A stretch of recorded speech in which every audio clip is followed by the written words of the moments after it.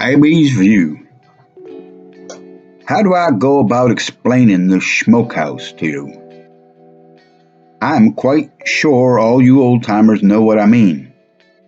It is called the smokehouse, but it is more than that.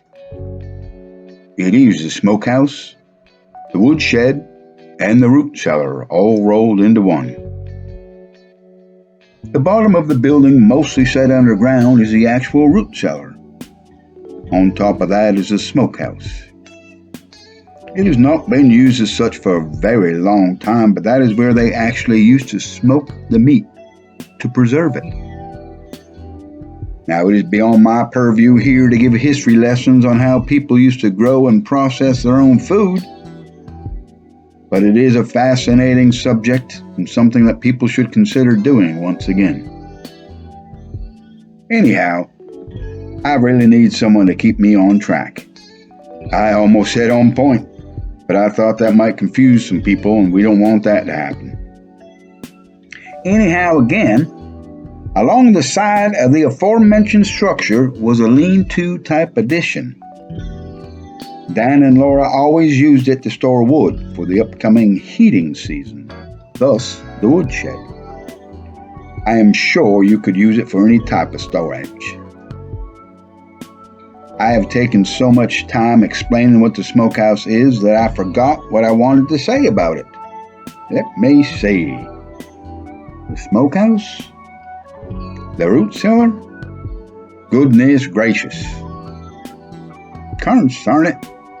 I fear my age is creeping up on me at times. I have a lot of ideas and whatnot floating around in this bean of mine. A lot of stories of my own experiences, and a lot of stories that all my friends have told me, and a lot of stories that just pop in my head from time to time. One would think it might be burdensome, but I love it. I just have to keep remembering where I started so I know where to end. Of course, I was telling you about my choice for the mayor of Beaver Dam, our very own resident groundhog. He likes to stake his claim on anything and everything, and is not so apt to share without getting something in return. Now here we have this huge smokehouse on the property, big enough for him and his activities, and big enough for many of the residences to use for multiple purposes.